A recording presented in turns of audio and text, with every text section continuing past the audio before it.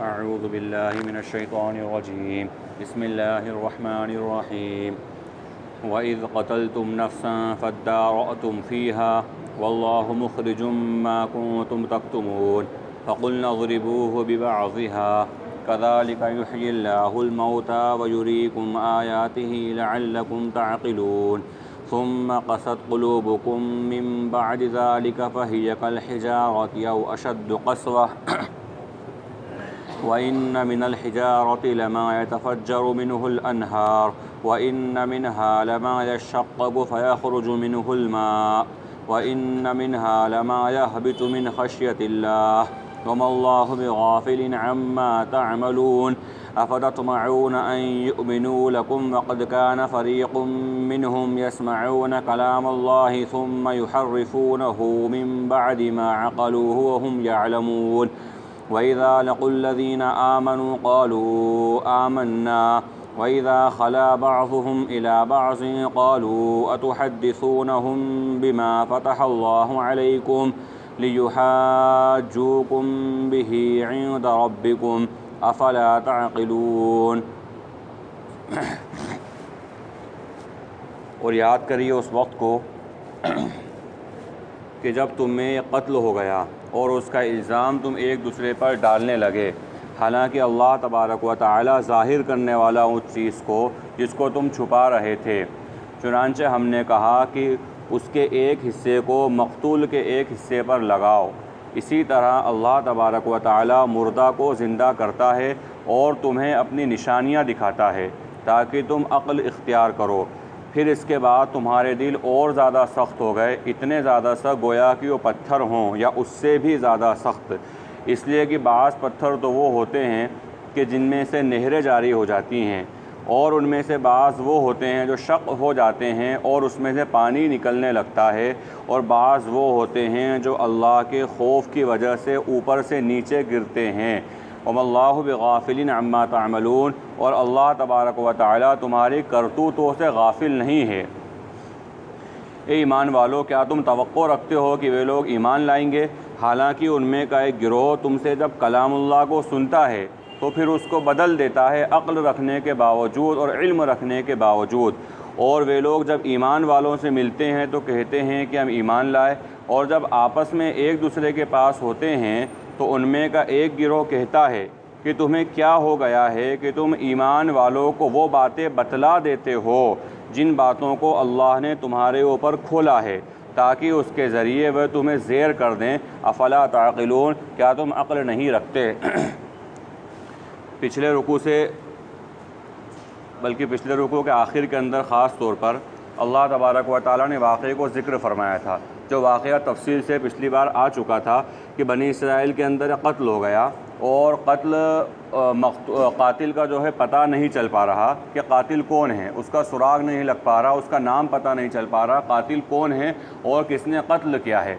और फ़द्दारअतुम फ़ीहा, वो एक दूसरे के ऊपर उसका इल्ज़ाम लगाने लगे, एक दूसरे के ऊपर कत्ल का इल्ज़ाम डालने लगे कि फ़लाँ ने कत्ल किया है या फ़लाँ ने कत्ल किया है, लेकिन सही कातिल का सुराग नहीं लग पा रहा था। तो अल्लाह रब्बुल आलमीन ने उन्हें हुक्म दिया था कि एक गाय ज़िबह करें, जिसका जिक्र पीछे आया था कि गाय ज़िबह करें, और गाय ज़िबह करने के बाद उसके गाय के गोश्त को मक़तूल के जिस्म पर टच करें या मक़तूल के जिस्म पर लगाएं। उससे ये होगा कि मक़तूल बोल पड़ेगा।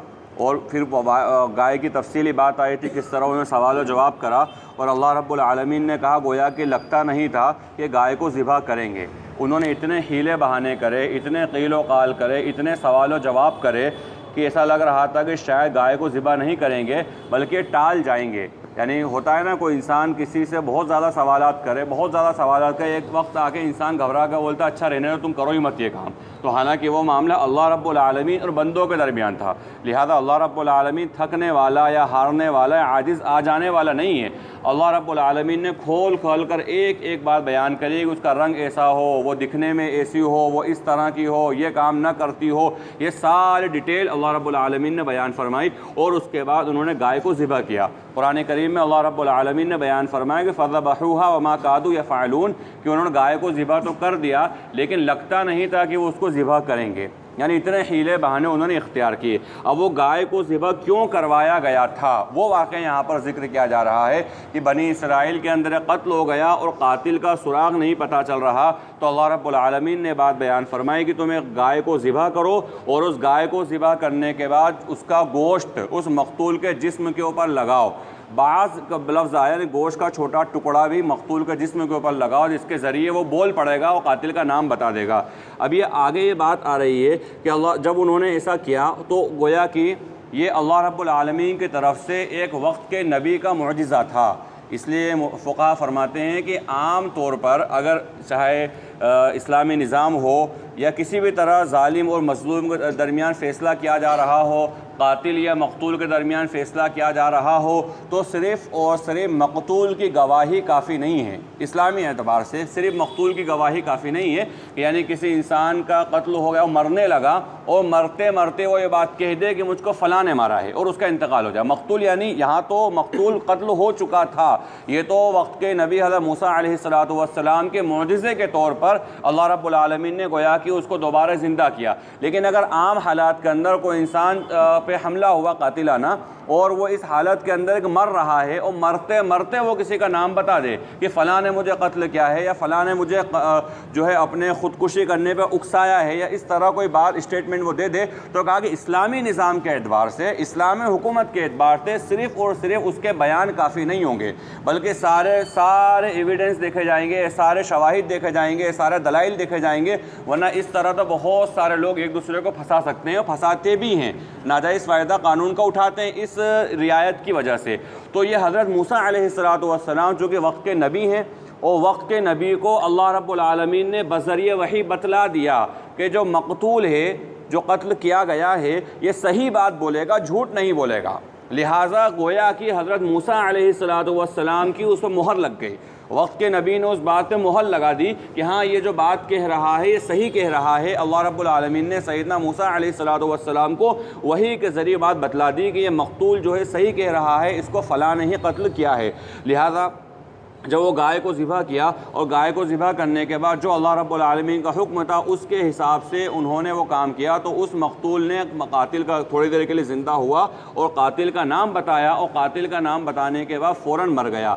इसके तहत भी मुफस्सिरीन लिखते हैं कि ये भी हज़रत मूसा अलैहिस्सलातु वस्सलाम का मुअजिज़ा था कि अल्लाह रब्बुल आलमीन ने उस वक्त मकतूल को गोया के ज़िंदा कर दिया। वरना आम हालात में ऐसा नहीं होता है कि कोई इंसान एक बार मर जाए अब वो क़यामत से पहले नहीं उठेगा। ये अल्लाह रब्बुल आलमीन का कायदा कुल्लिया चला आ रहा है। अल्लाह रब्बुल आलमीन की सुन्नत मुतवातिरा है कि अगर कोई दुनिया से एक बार चले गया, एक बार अगर कोई दुनिया से मर गया, अब वो दोबारा क़यामत तक नहीं उठेगा। जब अल्लाह रब्बुल आलमीन उसको उठाएगा तब वो दोबारा उठेगा। ये हज़रत मूसा अलैहिस्सलातु वस्सलाम का मुअजिज़ा था। तो फरमा वइज़ क़तलतुम नफ्सन फद्दारअतुम फ़ीहा, वो जब तुम्हारे दरमियान कत्ल हो गया और उसका इल्ज़ाम तुम एक दूसरे पर डालने लगे, हालांकि अल्लाह रब्बुल आलमीन ज़ाहिर करने वाला था उस चीज़ को जिसको तुम छुपा रहे थे। यानी कातिल का नाम अल्लाह रब्बुल आलमीन ज़ाहिर फरमाने वाले थे और ये लोग उसको छुपा रहे थे। फ़क़ुलना ज़रिबूहु बिबाज़िहा, तो हमने कहा कि उसके बाद हिस्से को बाद हिस्से पर लगाओ, यानी मकतूल के ऊपर गाय के गोश्त को टच करो या उसको लगाओ तो उसके ज़रिए वो कातिल का नाम बता देगा। कज़ालिका युह्यिल्लाहुल मौता व युरीकुम आयातिही लअल्लकुम ताक़िलून।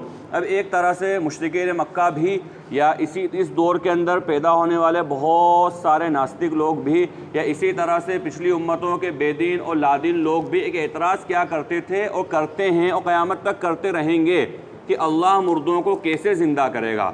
ये बहुत यानी अल्लाह हम सब की हिफाजत फरमाए कि कई बार इंसान गलत काम या गुनाह के काम या बगावत और सरकशी के काम इस वजह से भी करता है कि मुझको किसी के सामने जवाब नहीं देना है।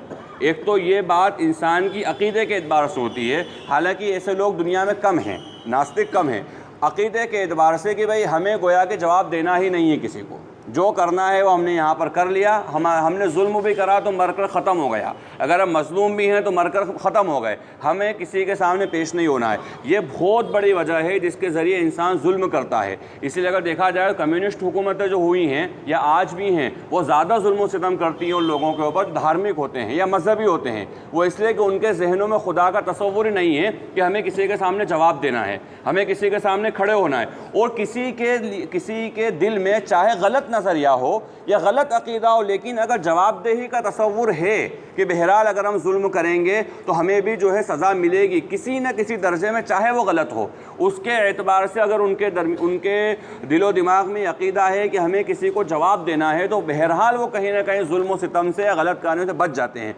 तो लिहाजा बहुत बड़े अकीदे की बात है, बहुत नज़रिए की इस्लाह की बात है कि अल्लाह के सामने जवाब देना है और अल्लाह के सामने खड़े होना है। उस दिन परवरदिगार तमाम लोगों के दरमियान, हक़ और बातिल के दरमियान इंसाफ कर देगा। तो एक तो अकीदे की बात कि इंसान जो है अल्लाह इनकार कर दे, और दूसरा एक है गफलत की बात, यानी ईमान वाला जो होता है ना, अल्लाह हम सब की हिफाजत फरमाए, वो गफलत का शिकार हो जाता है। ईमान वाला जानता है इस बात को कि मुझे अल्लाह के सामने खड़े होना है, यानी आमन तो बिल्लाह के अंदर जो बात है, जो ईमान मुजमल और ईमान मुफस्सल के अंदर हम बयान करते हैं कि मैं ईमान लाया अल्लाह के ऊपर, उसकी पूरे डिटेल के अंदर आखिरी मात वल बासी बादल मौत वल यौमिल आखिर वल बासी बादल मौत, कि मैं क़यामत के दिन पर भी ईमान रखता हूँ और मरने के बाद दोबारा ज़िंदा किए जाने पर, मरने के बाद दोबारा उठाए जाने पर मैं ईमान रखता हूँ, यकीन रखता हूँ। तो एक ईमान वाले का ईमान यकीन पुख्ता होता है, यकीन कामिल होता है उसको इस बात के ऊपर कि मुझे परवरदिगार के सामने पेश होना है। कोई ईमान वाला ऐसा नहीं जो कहे कि नहीं क़यामत नहीं है।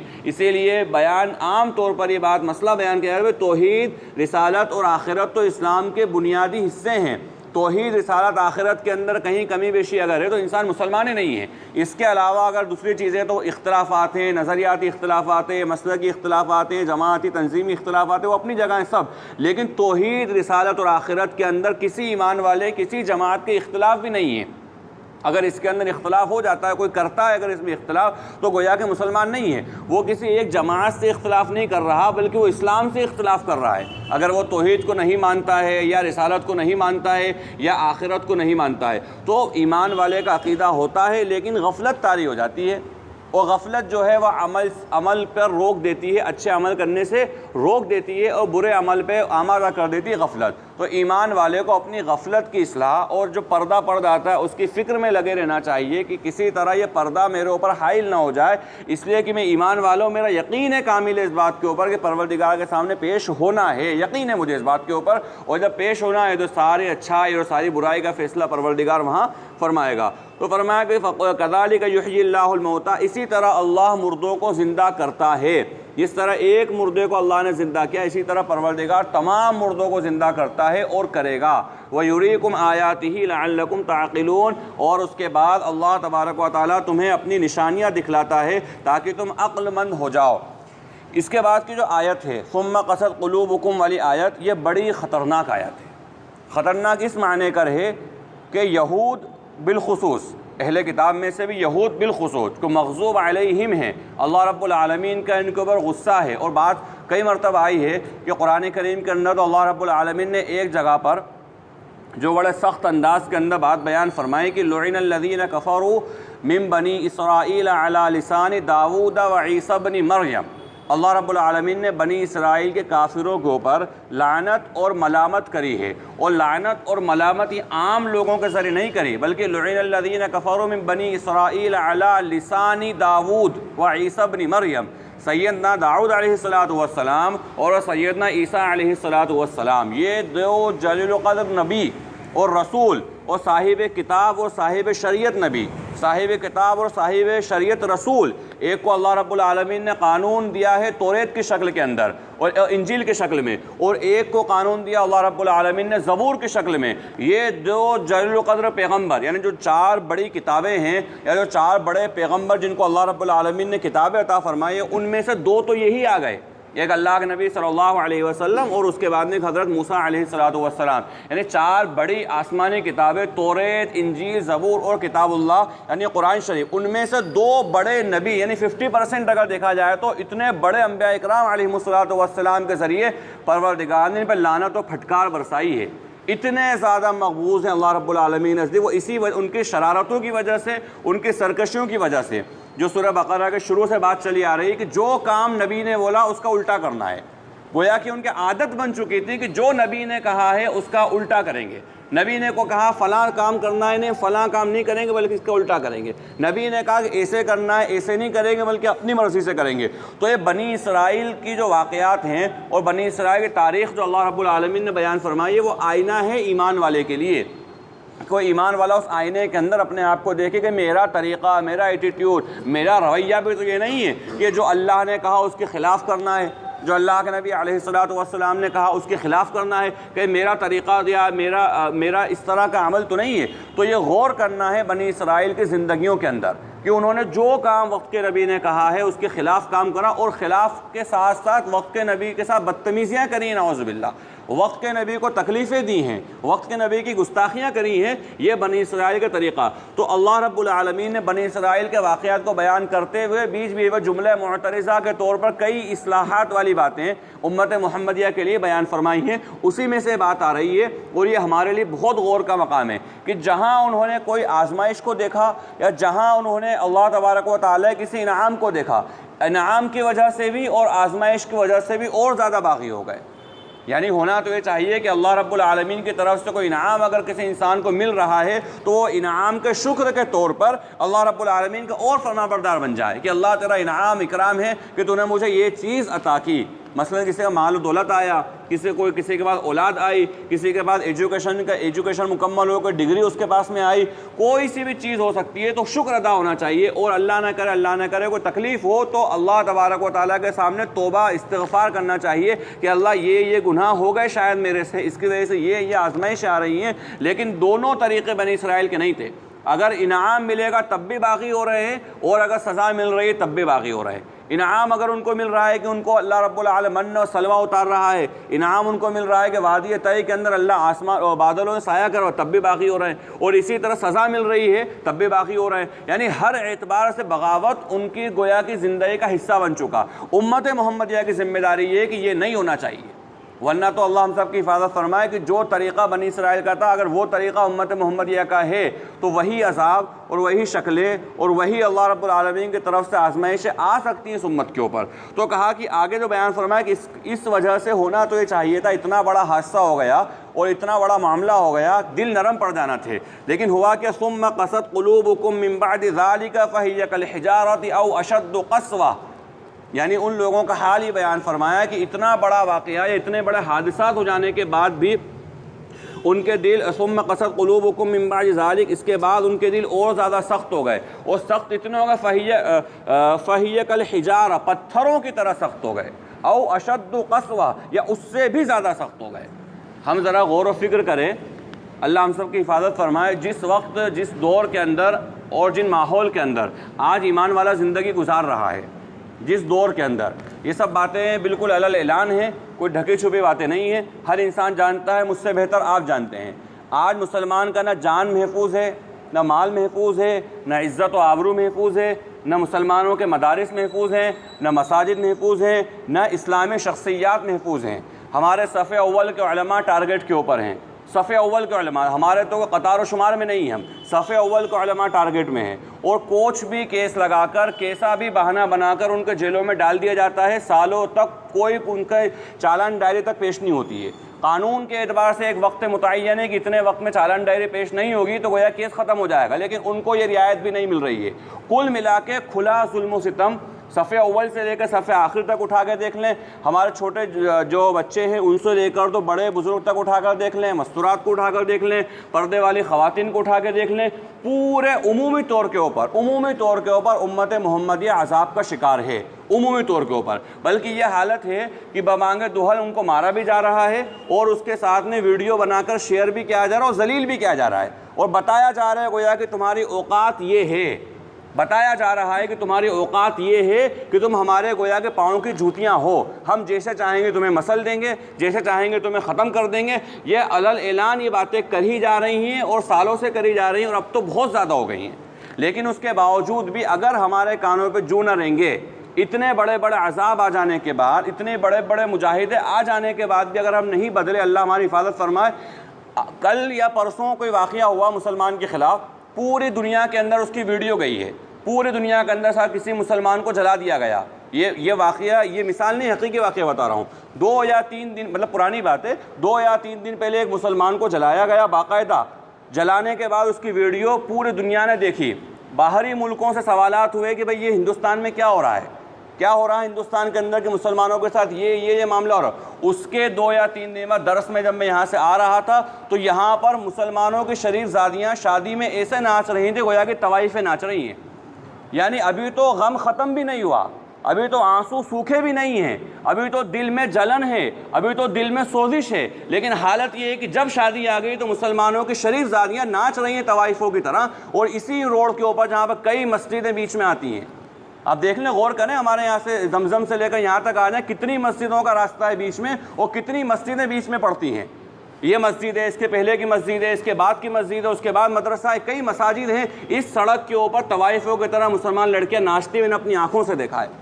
अब बताइए कौन सा अजाब का हम इंतज़ार आखिर कर रहे हैं? इसके बाद और कौन सा अजाब है? अल्लाह के अजाब की सिर्फ ये शक्ल नहीं है कि अल्लाह पत्थर बरसा दे आसमान से, ये भी अल्लाह के अजाब की एक शक्ल है, लेकिन सिर्फ ये नहीं है।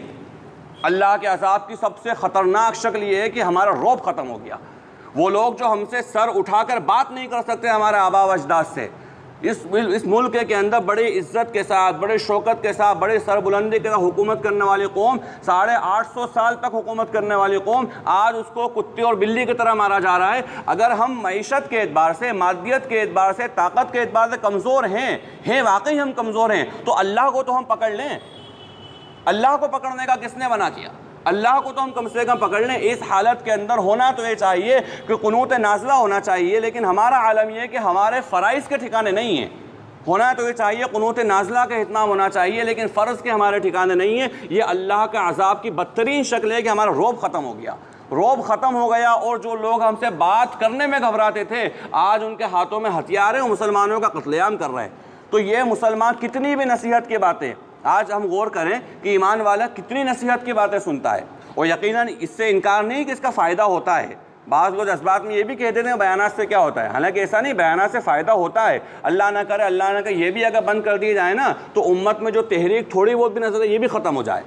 तो बयानात से फ़ायदा होता है, इससे बिल्कुल इनकार नहीं है, लेकिन जितने बयानात हम सुन रहे हैं उसके मुकाबले में हमारी ज़िंदगी में कितना फ़ायदा हो रहा है। हम जुमे को बयान सुन रहे हैं, दावत तबलीग को उन्वान से बयान सुन रहे हैं, हम दर्स कुरान में सुन रहे हैं, हम इज्तिमात में भी जा रहे हैं, हम जोड़ों में बयान सुन रहे हैं, हम इस्लाह मुआशरा के प्रोग्राम भी अटेंड कर रहे हैं, सीरत के प्रोग्राम भी अटेंड कर रहे हैं। मोबाइल के अंदर कहीं ना कहीं किसी न किसी एतबार से कुछ ना कुछ दीन की बात हमारे कानों में पड़ रही है, लेकिन उसके बाद दिल पत्थर हो गए। नमाज की फजीलत सुनते सुनते जवानी से लेकर बुढ़ापा आ गया, लेकिन पाबंदी नहीं आई। रस्म व रिवाज के खिलाफ सुनते सुनते जवानी से लेकर बुढ़ापा आ गया, लेकिन रस्म व रिवाज ज़िंदगी से नहीं गई। शिर्क व बिदअत के खिलाफ सुनते सुनते बुढ़ापा आ गया, लेकिन ज़िंदगी में वही शिर्क व बिदअत है, वही रस्म व रिवाज है। तो अल्लाह हम सब की हिफाजत फरमाए कि दिलों के सख्त हो जाने की अलामत है, दिलों के पत्थर हो जाने की अलामत है कि फिर अब कोई बात दिलों में असर नहीं करती। कुरान करीम में अल्लाह रब्बुल आलमीन ने ऐसे लोगों की मिसाल दी, उलाइका कल अनआम बल हुम अज़ल, कि ये गोया के चौपाए हैं या चौपायों से भी ज़्यादा जलील व ख़ार हैं, उनसे भी ज़्यादा गुमराह हैं। यानी चौपाए जो होते हैं 4 पाँव वाले जानवर हैं, उनसे भी ज़्यादा गए बीते हो गए वो लोग जिनको दीन की बात कोई असर नहीं करती। अब तो अल्लाह हम सब की हिफाजत फरमाए कि ज़बानों पर ये जुमले भी आ जाते हैं, अरे ठीक है साहब बहुत सुनी दीन की बात हमने, नाउज़ुबिल्लाह, ये जुमले भी ज़बान पर आ जाते हैं। या कई बार ये होता है कि दीन की बात करने वाला या दीन की बात कहने वाले की ज़िंदगी में कोई अमल खिलाफ है अगर दीन के, तो उसको ताना बनाकर हम दीन से दूर, अरे भले बड़े हमको नमाज की दावत दे रहे हो, हम तुम्हें खूब अच्छी तरह जानते हैं। तो भाई अच्छी तरह जानते हो तो उसको जानो पर्सनल, किसने मना करा है? लेकिन जो बात कह रहा है वो नमाज की बात है, वो बात अपने घर से नहीं कह रहा है, बात अल्लाह और उसके रसूल की बात है। अगर वो बात किसी इबादत के बारे में कह रहा है, किसी अमल के बारे में कह रहा है, तो हम उसके अमल को देखें, ये नहीं कि उसकी पूरी ज़िंदगी का बायोडाटा लेकर के बैठ जाएं कि हाँ तुम फ़लाँ काम करते हो, फ़लाँ करते हो, फ़लाँ करते हो, फ़लाँ करते हो, और आज आकर के हमको दीन की बात सिखा रहे हो। तो ये इंतहाई बदबख्ती की अलामत है कि कोई इंसान दीन की बात कह रहा है और हम उसका बायोडाटा लेकर बैठ। अगर बायोडाटा देखना है तो अपना देखें। मौलाना थानी रहमतुल्लाह अलैह फरमाते हैं कि इंसान की जब कोई इंसान ग़ीबत करता है ना, तो ग़ीबत करने से पहले वो अपने बारे में गौर व फिक्र कर ले, अपनी ज़िंदगी को सामने लेकर के आ जाए। गोया कि वो एक तरह से ज़बान हाल से इनडायरेक्टली वो कह रहा है कि भाई मैं तुझसे बेहतर हूँ, गोया कि वो ये बात कह रहा है। तो जब ये जुमला या जहन में ये बात आए तो अपनी पूरी ज़िंदगी सुबह से लेकर शाम तक की ज़िंदगी अपनी लेकर के आ जाए कि मेरी ज़िंदगी कहाँ गुजर रही है। और हर इंसान अपने बारे में सबसे ज़्यादा जानता है, सबसे ज़्यादा बेहतर इंसान अपने बारे में जानता है। खलवत और जलवत खूब उसको पता है कि मेरी खलवत और मेरी जलवत के क्या हाल हैं। तो लिहाजा दीन की बात अगर कोई बता रहा है तो बात सुनना तो दूर की बात है, बल्कि कि हम तुम्हें खूब जानते हैं, तुम्हारी ज़िंदगी क्या है। तो पहली बात तो ये कि ये ताना देना बिल्कुल गलत है। इसलिए गलत है कि वो इंसान कोई पर्सनल दावत नहीं दे रहा है। कोई ऐसा नहीं कि बोल रहा है साहब कोई इंसान बेईमान है अगर, तो कह रहा है भाई आओ आकर के मेरे साथ तिजारत में 1 लाख रुपए लगा दो, तब तो ये बात कहना वाजिब है कि भाई मैं आपको जानता हूँ कि आपके अंदर दयानतदारी नहीं है, अगर मैं 1 लाख रुपए लगा दूंगा तो मेरा पैसा भी डूब जाएगा। ये बात तो सही है उसकी, लेकिन अगर वो जो आदमी बेईमान है वो कह रहा है कि भाई नमाज़ पढ़ो, तो इसमें कौन सी गलत बात है। इसलिए कि वो पर्सनल नहीं बुला रहा है, वो अपने किसी काम के लिए दावत नहीं दे रहा है, बल्कि दावत अल्लाह और उसके रसूल सल्लल्लाहु अलैहि वसल्लम की तरफ दे रहा है। और ये सबसे बड़ी दावत है। कुरान करीम के अंदर अल्लाह रब्बुल आलमीन ने ख़ुद ये बात बयान फरमाई अल्लाह के नबी अलैहिस्सलातु वस्सलाम को कि लोगों को दावत दो अच्छे अंदाज से, हिकमत के साथ, मौइज़त के साथ। मुजादिला भी करना हो, बहस मुबाहिसा करना पड़ जाए अगर, तो बेहतरीन तरीके से करो, उन लोगों को दीन की तरफ बुलाओ। तो वो कर रहा है बड़ा काम, लेकिन इसने शैतान ने इस तरह हमारे दिलों में पर्दा डाल दिया कि हमें उसका बुरा काम नज़र आ रहा। और एक बहुत अहम बात में इस आयत के तहत आखिरी बात है कि कोई इंसान परफेक्ट नहीं हो सकता। अगर हम परफेक्ट ढूंढने जाएंगे तो नहीं ढूंढ सकते, परफेक्ट कोई नहीं हो सकता, ये यकीनी बात है। अल्लाह के नबी अंबिया इकराम अलैहिमुस्सलातु वस्सलाम ये मासूम अनिल ख़ता थे, इनसे गुनाह नहीं हो सकता था, हो ही नहीं, बात की माफ़ी तलाफ़ी का मसला ही नहीं है। अंबिया इकराम अलैहिमुस्सलातु वस्सलाम मासूम थे, उनसे गुनाह नहीं हो सकता था। अंबिया इकराम अलैहिमुस्सलातु वस्सलाम के बाद सहाबा इकराम रज़ियल्लाहु अलैहिम अजमईन की जमात है कि जो बशर थे, जिनसे ख़ताएँ भी हुई हैं, जिनसे गलतियाँ भी हुई हैं, लेकिन उन तमाम के बावजूद अल्लाह रब्बुल आलमीन ने माफ़ फरमा दिया। वकुल्लम वअदल्लाहुल हुस्ना, तमाम के तमाम सहाबे कराम रिज़वानुल्लाहि अलैहिम अजमईन से अगर किसी से कुछ छोटी मोटी बातें हुई हैं या बड़ी बात भी अगर हुई हैं, अल्लाह ने तमाम को माफ़ कर दिया। अब सहाबा के बाद में अल्लाह के नबी अलैहिस्सलातु वस्सलाम को दुनिया से तशरीफ़ ले जाने के बाद में अब किसी के बारे में हम यकीनी तौर पर नहीं कह सकते कि इसको माफ़ कर दिया गया या इसके अंदर तमाम तर खूबियाँ हैं या तमाम तर खामियाँ हैं। अब तो इंसान में खूबी भी होगी, खामी भी होगी। अब इंसान तो मजमुआ है, चाहे इंसान कितने भी ऊंचे पायदान पर पहुंच जाए, कहीं ना कहीं कुछ न कुछ उससे ऐसी बातें होती रहेंगी कि जिसकी वजह उसको भी एहसास हो और लोगों को भी एहसास हो भाई सहाबी नहीं है, लोगों को भी एहसास हो और उसको भी एहसास हो कि नबी नहीं है। अल्लाह तबारक व तआला ये काम करवाएगा और मौके मौके पर कमी कोताहियाँ इंसान से होती रहेंगी। बस खुलासा ये है कि इंसान जो उसकी खूबियाँ हैं उन खूबियों को कबूल कर ले और जो उसकी खामियाँ उसको दरगुजर करे और अल्लाह से दुआ करते रहे कि अल्लाह मेरे इस भाई की खामियों को भी दूर फरमा दे।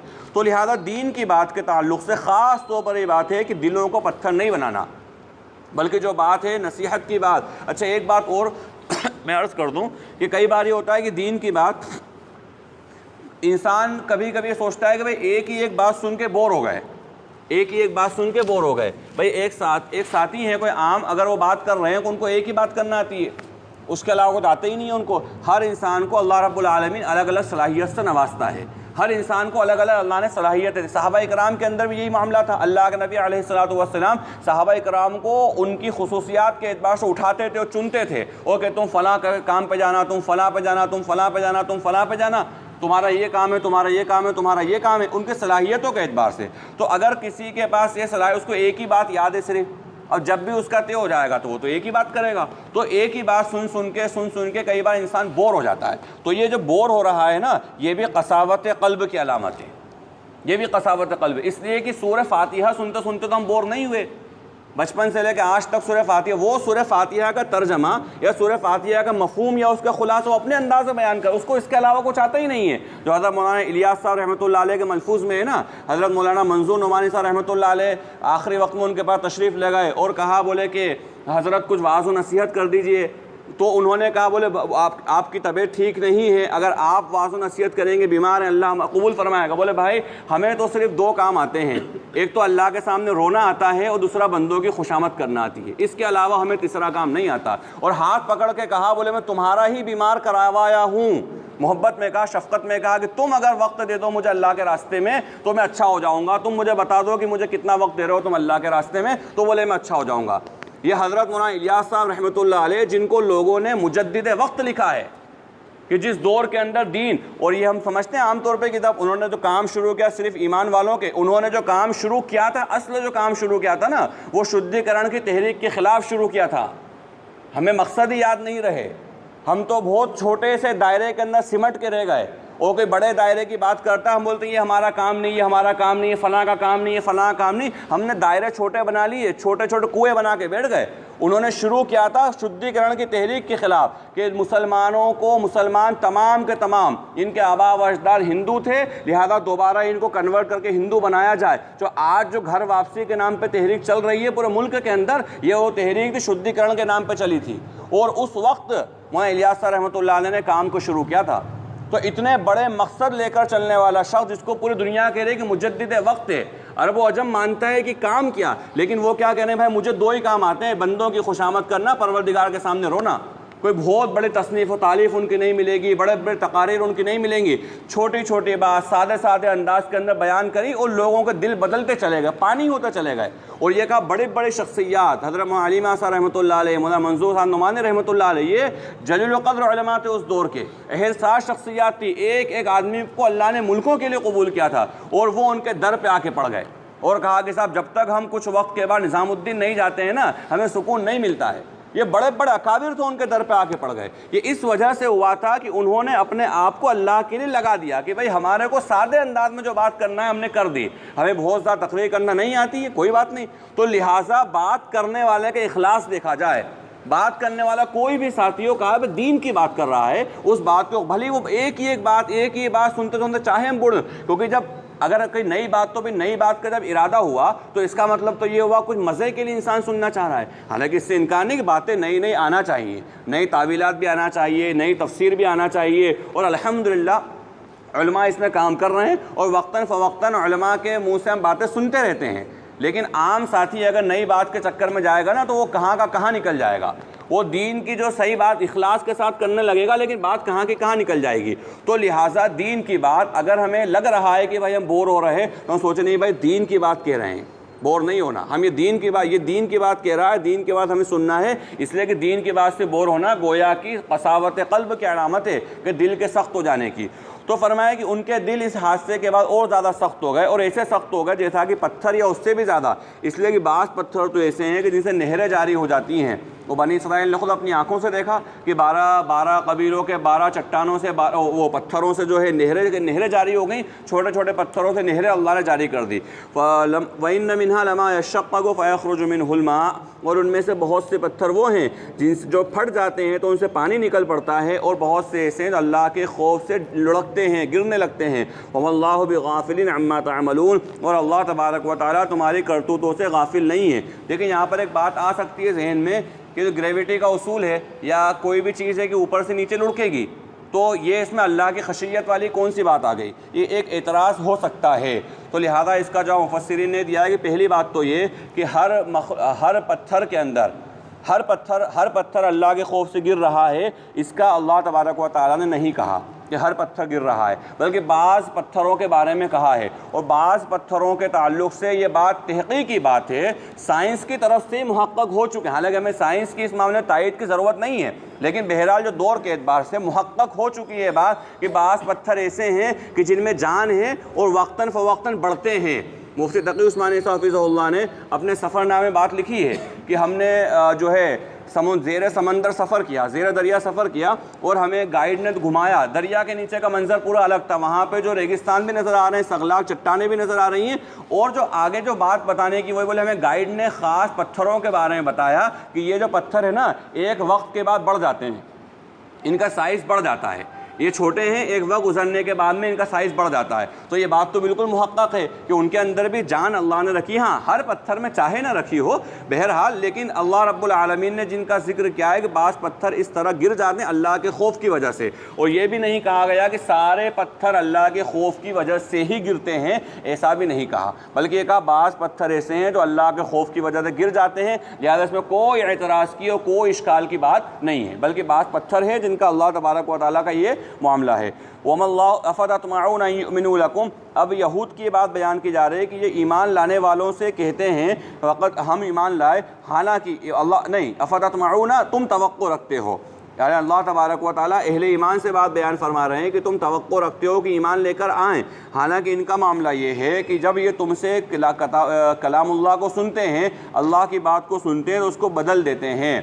सुम्मा युहर्रिफूनहु मिन बअदि मा अक़लूहु व हुम यअलमून, और बदलते भी ऐसे हैं कि उसको जानते हैं, उसको समझते हैं कि बात क्या की क्या कर रहे हैं। इसीलिए दीन के मामले में भी उसूल बयान किया, बात बिल्कुल साफ़ हो, दो और दो चार की तरह बात हो, बिल्कुल वजाहत के साथ बात हो, उसमें इतने ज़्यादा क़ील व क़ाल करना, अगर मगर करना, लेकिन करना कि बात का मफ़हूम बदल जाए, ये पसंदीदा चीज़ नहीं है। बिल्कुल बात साफ़ सुथरी होना चाहिए, ये दीन की बात का तरीक़ा है। दीन की बात सवाल करने वाले का भी तरीक़ा ये है कि बिल्कुल साफ़ सवाल करे कि मंशा क्या है पूछने की, और जवाब देने वाला बिल्कुल साफ़ जवाब दे कि भाई ये इसका जवाब है, अब ऐसा अमल करना है। क़ील व क़ाल ज़्यादा करने से ये होता है कि शैतान उचक लेता है कि फिर इंसान को अमल से भी गायब करवा देता है। वइज़ा लक़ुल्लज़ीना आमनू क़ालू आमन्ना, और जब वे लोग ईमान वालों से मिलते हैं तो कहते हैं हम ईमान लाए। वइज़ा खला बअज़ुहुम इला बअज़िन क़ालू अतुहद्दिसूनहुम, और जब वो आपस में एक दूसरे के पास होते हैं तो वो कहते हैं कि तुम्हें क्या हो गया है कि तुम बहुत सी वो बातें इनको बता देते हो, यानी मुसलमानों को, जो तुम्हारे रब के पास से आई हैं। यानी तौरात के अंदर जो बशारतें आई हैं अल्लाह के नबी अलैहिस्सलातु वस्सलाम के ताल्लुक़ से, मुनाफिकीन ये ख़ुद मुसलमानों को बता दिया करते थे यहूद से सुनकर कि भाई हाँ आप बात सही कह रहे हो, ख़ुद तौरात के अंदर आया है कि इस तरह का मामला होगा, वक्त के नबी आएंगे, ये होंगे इस तरह। तो यहूदियों को बात नागवार गुजरती थी, वो ये कहते थे भाई तुम्हें क्या हो गया कि तुम ये बातें उनको बतलाए, तो उसके ज़रिए वो ख़ुद तुमसे बहस करते हैं। यानी गोया कि वो चाहते थे कि जो बात छुपी है वो छुपी रहे, ज़ाहिर ना हो। ग़ालिबन इसी आयत के तहत या किसी और आयत के तहत तफसीर मज़हरी में बात लिखी है कि किसी भी ईमान वाले की, और ख़ास तौर पर ज़िक्र किया गया उलमा के ताल्लुक़ से, किसी भी ईमान वाले की बिलख़ुसूस उलमा की ये सोच नहीं होना चाहिए कि हम दीन की ये बात बयान नहीं करें कि साहब उम्मत अमल नहीं करेगी। दीन की हर बात को बयान करना ईमान वाले की ज़िम्मेदारी है, और ईमान वाले बिलख़ुसूस उलमा की तो ख़ास तौर पर ज़िम्मेदारी हो जाती है, और सुनने वालों के सुनने की ज़िम्मेदारी हो जाती है। वो इंसान अमल कर रहा है वो दूसरे नंबर की चीज़ है, लेकिन ये तो हिकमत के तहत इसको बयान ना करा जाए, इसको छोड़ दिया जाए, इसको ज़िक्र ना करा जाए, ये सब बातें पसंदीदा नहीं है। हाँ, बात जैसी है, जिस तरह की बात है, उसके हिकमत के साथ, उसके तर्ज़ के साथ, उसके अंदाज़ के साथ बयान करना ये ज़रूरी है। ये नहीं कि आज कोई सोचे साहब अभी तो जो है वक्त नहीं है तो इसकी बात नहीं करी जाए, तो भाई वक्त नहीं है इसकी बात नहीं करी जाए, ये बात गलत है। हाँ, इस बात को इस अंदाज़ के साथ करी जाए कि वक्त की रियायत भी हो जाए और हिकमत के साथ बात को पहुँचा भी दिया जाए। वरना तो ये कुरान करीम में जो अल्लाह रब्बुल आलमीन ने बयान फरमाया कि तुम किताबुल्लाह के बाज़ आयतों को बयान करते हो, बाज़ को झुटला देते हो या बाज़ को छुपा देते हो। क्या तुम्हें क्या हो गया, कुरान का एक किताबुल्लाह का एक हिस्सा तौरात इंजील और ज़बूर का, इसको बयान करते हो एक हिस्से को और एक हिस्से को छुपा देते हो। अब इसका खुलासा ये है कि नमाज़ पढ़ने की फजीलत तो बयान कर दी, लेकिन नमाज़ छोड़ने पर तो अल्लाह के नबी ने गोया कि आदमी काफिर हो गया, इतना सख्त जुमला अल्लाह के नबी ने बयान फरमा, इसको छोड़ दिया। तो ये दीन में नहीं है। दीन में यह कि नमाज की फजीलत भी बयान करी जाए और जो छोड़ने पर अज़ाब है उसको भी बयान करा जाए। सूद न लिया जाए, तिजारत करी जाए, उसकी फजीलत तो बयान कर दी, लेकिन सूद का सबसे हल्का दर्जा ये है कि इंसान अपनी हक़ीक़ी माते ज़िना करे, इसको बयान नहीं करा। तो लिहाजा ये दीन में नहीं, दीन में पूरा साफ़ और साफ़ हक़ और बातिल को बयान किया जाए, कुछ बात छुपाई नहीं जाए, कुछ बात अपनी तरफ से बयान नहीं करी जाए, साफ़ साफ़ बात वाज़े अंदाज के बयान करना एक ईमान वाले की ज़िम्मेदारी है। तो फरमाया कि ताकि इसके ज़रिए वो तुमसे बहस मुबाहिसा करें। अफ़ला ताक़िलून, क्या तुम अक्ल नहीं रखते? यानी ये चीज़ उनको पसंद नहीं थी, यहूद को ये चीज़ पसंद नहीं थी कि ईमान वालों के सामने हमारी कोई ऐसी बातें जाएं जो तौरात के अंदर या दूसरी किताबों के अंदर हैं जो इनके नबी की तायद करती हों। ये बात उनको बयान करना पसंद नहीं थी। तो कहा कि जब वे लोग ईमान वालों से मिलते हैं तो वो कहते हैं कि तुम्हें क्या, हम ईमान लाए, और जब वो आपस में एक दूसरे से मिलते हैं तो वो कहते हैं कि तुम्हें क्या हो गया कि तुम बहुत सी वो बातें जो अल्लाह ने तुम्हारे ऊपर खोली हैं, तुम्हारे रब ने तुम्हारे ऊपर खोली हैं, उनको तुम इनमें बयान कर देते हो ताकि इसके ज़रिए वो तुम्हें हरा दें या बहस मुबाहिसा करें। अफ़ला ताक़िलून, क्या तुम लोग अक्ल नहीं रखते? बिस्मिल्लाहिर्रहमानिर्रहीम। अल्लाहुम्मा सल्लि अला मुहम्मद व अला आलि मुहम्मद कमा सल्लैता अला इब्राहीम व अला आलि इब्राहीम इन्नका हमीदुम मजीद। अल्लाहुम्मा बारिक अला मुहम्मद व अला आलि मुहम्मद कमा बारकत अला इब्राहीम व अला आलि इब्राहीम इन्नका हमीदुम मजीद। अल्लाहुम्मा गफिर वरहम व अंत खैरुर राहिमीन। रब्बना आतिना फिद दुनिया हसनतन व फिल आखिरति हसनतन व क़िना अज़ाबन्नार। जज़ल्लाहु तआला अला खैरि खल्क़िही मुहम्मदिन व आलिहि व अस्हाबिही अजमईन बिरहमतिका या रहमान।